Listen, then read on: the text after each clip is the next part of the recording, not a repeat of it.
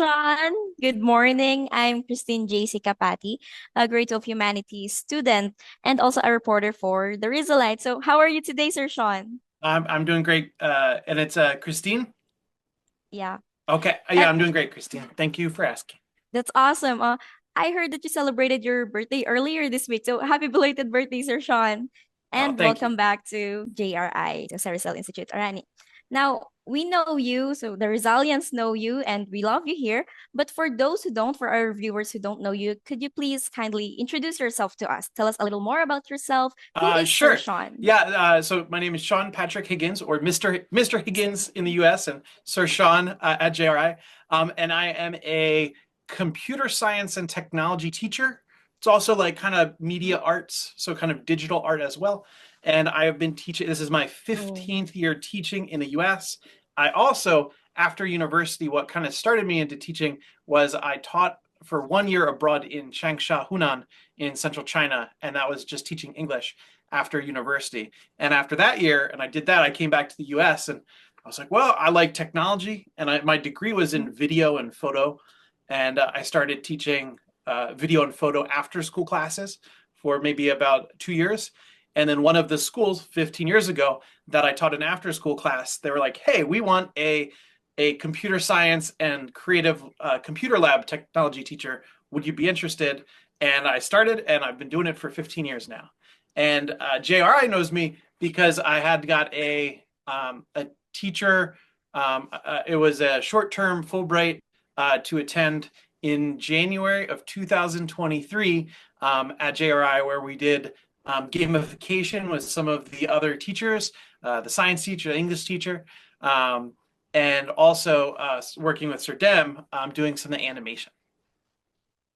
I see. So 15 years is a very long time teaching. I guess so. Yeah. In some ways, I feel like I just started the other day. Like it feels like, oh yeah, like was Yeah, that a it year or feels two just like ago? Just a yesterday. moment. Yeah. But yeah, I Oh, guess my beard, I'm starting to look like Santa Claus. yeah. So I feel like I've been doing Uh, this for a while, I guess. yeah, so you've mentioned that you visited JRI last year, 2023. So could you tell us a little more? How was it working with our teachers and our students? Yeah, I think it was a really wonderful experience.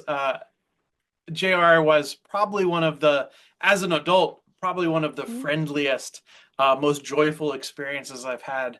I was there for just around 5 weeks, so it was Yeah. very quick overall.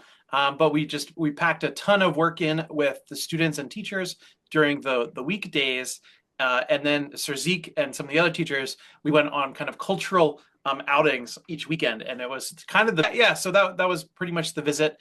So we are working during the weekday, and then on the weekends we are kind of doing that cultural exchange. I know Sir Zeke had been on a Fulbright himself a year a year before, so he was very he had a lot of knowledge and empathy Hmm. for the experience. So he worked very hard to make it as enjoyable as possible.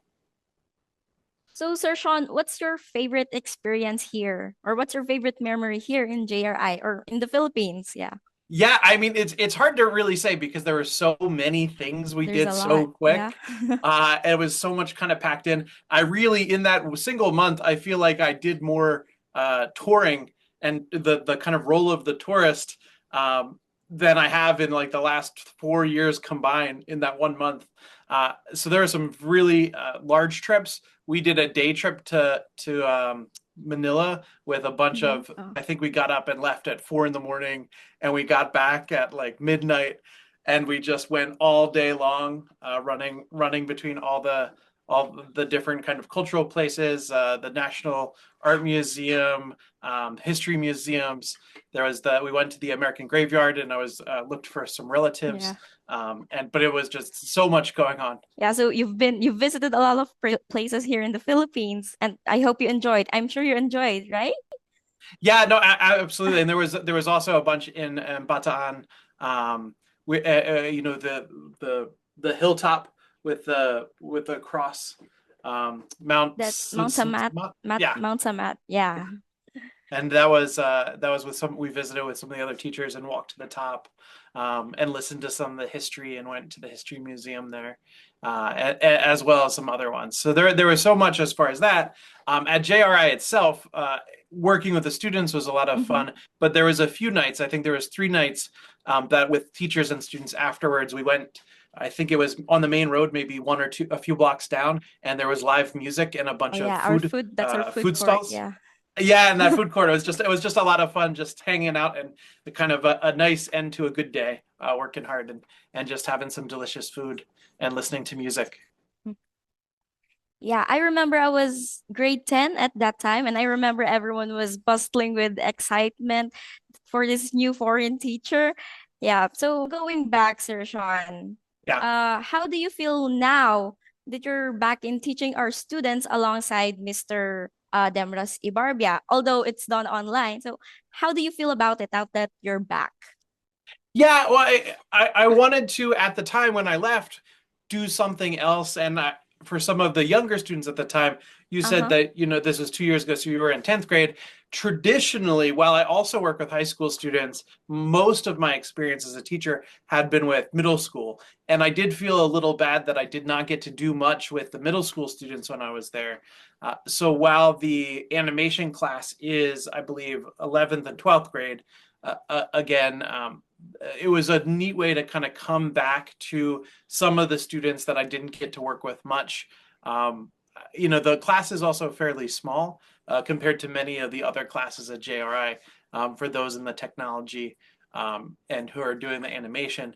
So it was just a kind of a fun way to kind of reconnect and also maybe do a bit more of the same Mm-hmm. of some of the same projects. So in the Padlet, where some students are turning in their work, there is still the work that the students turned in 2 years ago. So I could use some of the JRI students' work as an example for the work we are doing this time as well. Obviously, I can only Yeah. we are work. It is not the same when you are in the class and you can show things and jump around. It's much more. I really love being in person and having that Mm-hmm. that personal interaction. But this is kind of the best we can do from so far away. And so I have a couple of videos that I recorded, and then Sir Dem kind of watches that, and he was there learning the lesson. So he's done most of the lessons before, so he can really help teach it. Um, so my videos are almost just a guide or a project video for the students. And then Sir Dem can kind of adjust it how he sees best. The students are turning in their work when they're saving their animations, they're putting on the Padlet, and I have access to all of those. I set those up so I can kind of jump in and comment and give suggestions. So it's not the same as being there, but we're hoping to create something slightly similar or doing our best to.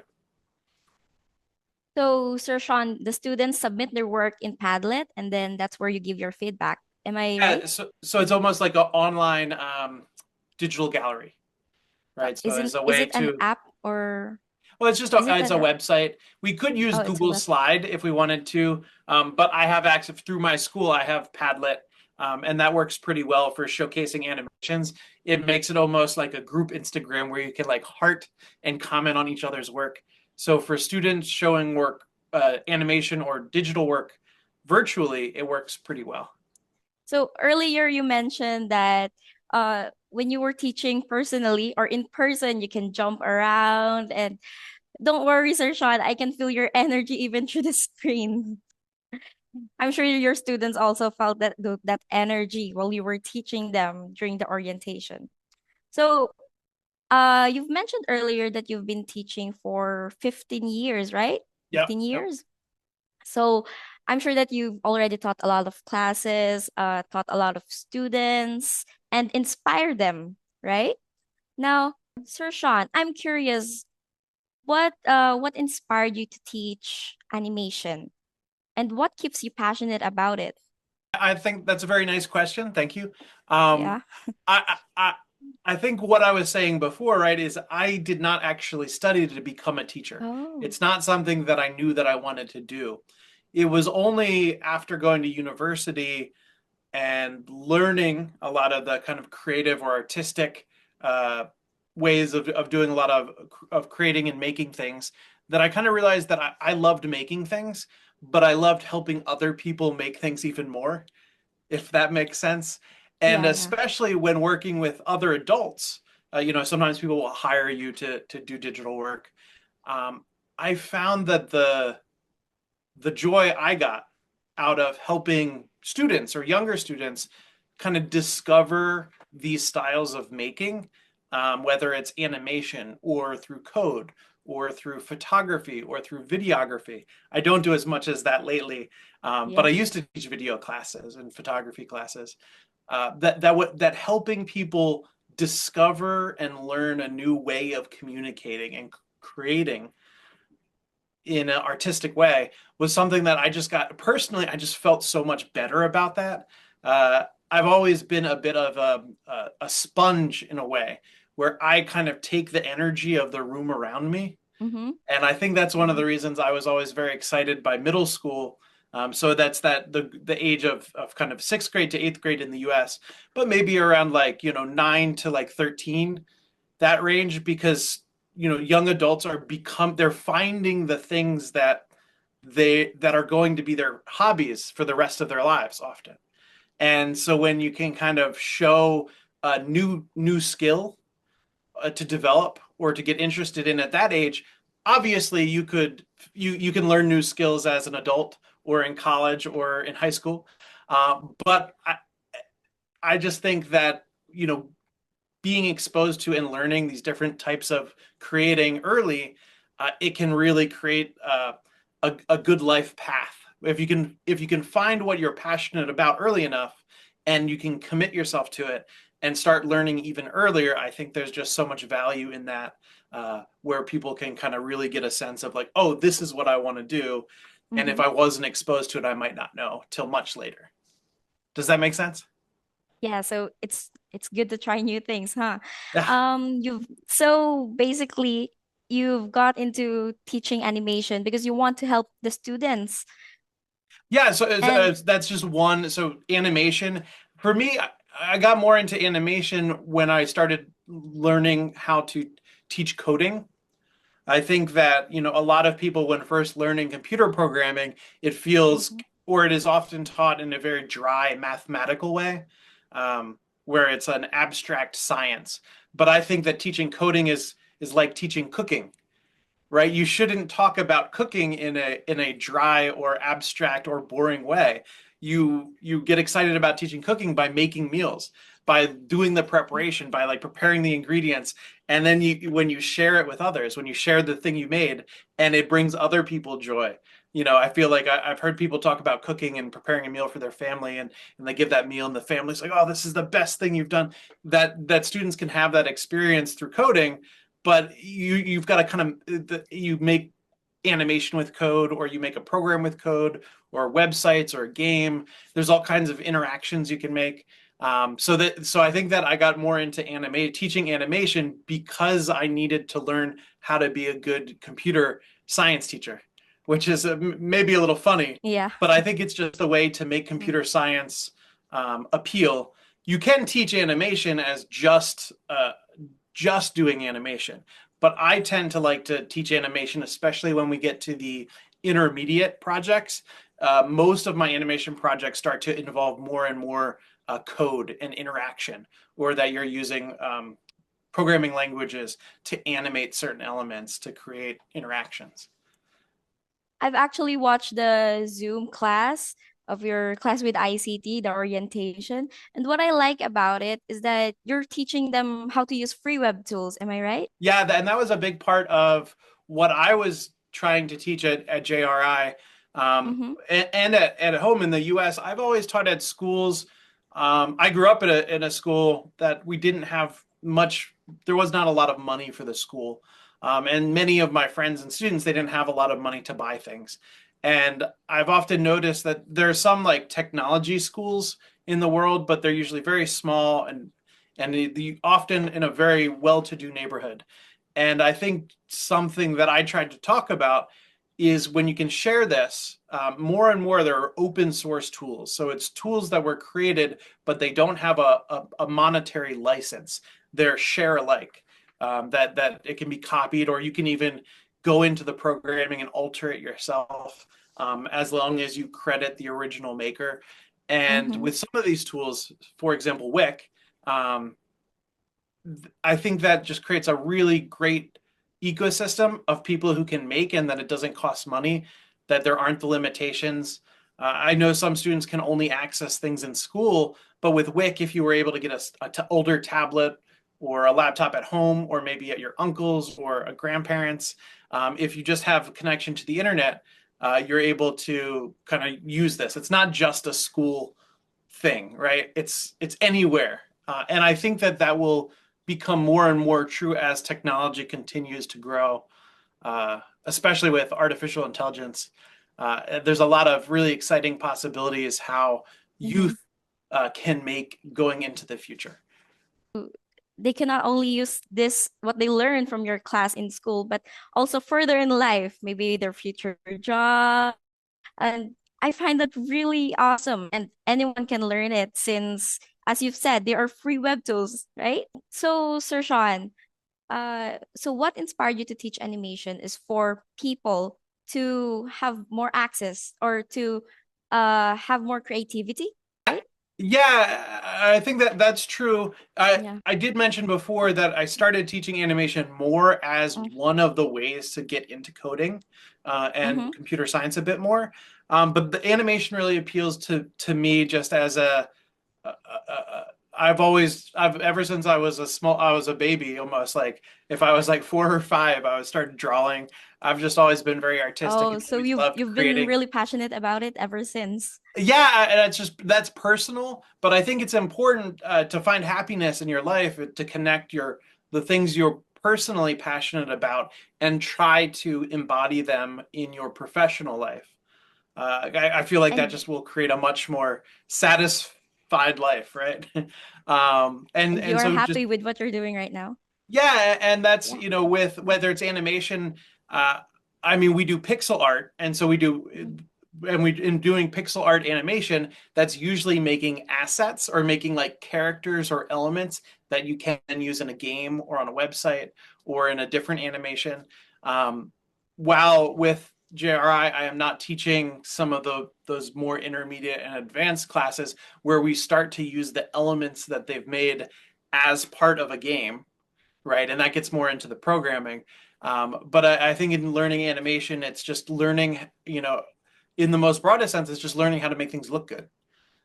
Sorry? Animation is specific to movement, Mm-hmm. but at the same time, I think just creating things with digital art, we're touching on a lot of those things as well. Especially for many students, so much of their life is in the digital space now and representing themselves digitally. So knowing how to make that look as good as possible, knowing how to make it sound as good as possible are just important general life skills going forward too. So, as you mentioned earlier, you've been teaching for 15 years and have taught a lot of different classes. And you've also mentioned about the things that you've been teaching them. But what skills do you hope for your students to gain from your classes? Yeah. Yeah, well, I started to just touch on it. There was a phrase that I've talked about because, especially now, more with younger students, but if you have any younger siblings or cousins, uh, you always have the young child who's like, why? But why? Why am I learning this? Why? Why? And they ask why again and Yeah. again. And my answer to it is like, well, it's important to, in my classes, you want to, there's 4 columns that are holding up the class, right? And that first one is you want to make it look good, you want to make it sound good, you want to make it work well. And then the fourth one is you want to learn how to show it off right to the people that matter to you. And in a way, this is digital presentation, if you're thinking about it at a very high level. But learning to make it look good is your digital art skills, learning Photoshop, learning Photo P, learning animation, learning to make it sound good. I always teach audio editing as parts of my classes, not at the one at JRI, but I think it's very important to try to learn how to present your audio well. It's important in a video like this or in something else. Yes. Our tools don't always work. Right before that we started, my mic broke, so I've got a second mic that's not nearly as good as my professional one, but Yeah. my professional one broke. So you want to learn how to kind of troubleshoot those things, but you want to make it work well, and code, right? Because the code is how things work digitally. So there's audio editing, visual editing, code, and then showing it off right is just those presentation skills. So that's a recording video, the look, the lighting, turning it into a GIF. We talked about Padlet before, but sometimes it's Yes. how do you share things digitally? Well, it'd be nice if, everyone can put their animation up on their monitor in the computer lab and maybe walk around the room. And I do that in my in-person classes. But for classes that you don't have that, can we show things off virtually? One of the bonuses in my classes is every project that a student creates, there's usually that visual artifact. We do a quick screencast, which is recording a video of your screen, or sometimes that's the animation or part of the animation. Sometimes that would be a website. Sometimes that might be a few seconds of the game. And then but just to take that video and then turn it into a GIF, submit it to me for my projects or to Padlet. But the thing is, if you do that with every project at the end of the year, most students will have 30 GIFs of the projects they made Yeah. all year. And we just put them, and that's a portfolio. And it's you've already made all the content of your portfolio over the year, and if they take the class again, that portfolio gets bigger and bigger. But then they can just take out a Google slideshow and show off all these animations on just a few pages. So I always try to make my classes in a way that can be useful for the student later if they want to look back at what they did. I feel like that's a very important thing that some teachers may neglect, is trying to make your class as a teacher easy for the student to return to when they want. And they might not want, but some do. I know as an adult, I find something I made in 10th grade or in 8th grade. I was like, oh, wow, that, and or if you wanted to show it off for a job later, that's just a very important skill to kind of keep doing that again and again, to collect all the things you make, so you can easily present your skills. Is a very important meta skill on top of everything else. Well, me personally, I don't really have that much background about animation or coding, but talking to you, it really sounds interesting, and I might get into it in the future. Yeah, so I think that not just animators, but also us that doesn't have a background about animation, can use it in our everyday life to present something to make it look good. Okay, so Sir Sean, for my last question, um, so do you have any advice for aspiring animators? I'm sure you've inspired a lot of our audience, such as me. You've inspired me about animation. So, do you have any advice for our aspiring animators or teachers of technology at our school and our other viewers as well? Yeah, well, I think that, teaching technology and animating are very different things. But I think one thing that I would want to stress to anyone as advice, and this is advice I give to students in the United States, is it's all about practice. And I think it's an important thing that is really misunderstood by a lot of students, especially younger students, is that they see school as very separate from a future adult professional life. That, like, I'm young, what I do now doesn't really matter. Maybe if I get lucky, I go to university, then things start to matter. But I think that that's wrong, because it's the experiences that you accumulate in your life. It's just the amount of experience you have that really is the base for skill. And I think, I kind of make the joke that was, if you started learning how to animate, or you started learning how to do some coding in 7th grade, and you keep working with it, maybe a hobby, take one class, but you just keep building a little bit. And then there's an adult, 25. They worked for 2 years, but then they changed jobs, and they're like, man, I want to start to learn how to animate. I want to start to learn how to code.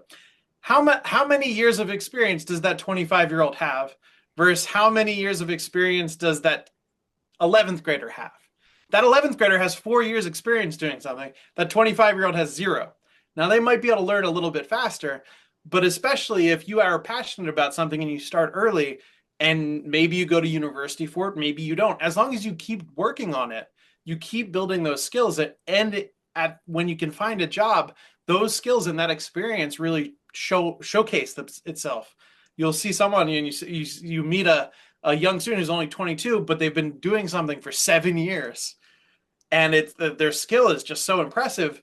But it's the same as that 25-year-old working for 7 years. And I think that students, when they're younger, don't realize that you can start gaining the really important professional experience. It doesn't need to be when you're an adult. It's just about the experience and knowledge that you have, which is individual to all of us. So I guess that's my advice. Find what you love and stick to it. And you can build up that experience, and it's just as relevant as a student in middle school or high school as it is as an adult. So the little things that we do are building blocks for the future. So what we do now really affects our future. So even if it's just a little, right? It's I wish I realized that earlier. I did I took some extra classes when I was in high school. I went to the university and took some student classes, but I didn't really connect it in a really concrete way. And so I think I did pretty good with it as myself as a student, but I feel like I could have thought about it. And if I realized just how precisely connected it is, I might have approached things a little differently. So that's just something as an old man, I try to say to all my young students. So you've realized it later on in life. But it's thanks to you that I realized it now. And I've learned so much from our talk, even if it's just a few minutes. I've really learned a lot.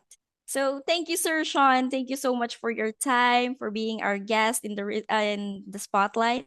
And we hope to see you again and work with you in the future. So Merry Christmas, Sir Shawn. Happy holidays and Happy New Year. Merry Christmas, and thank you. That was an Merry excellent Christmas. interview.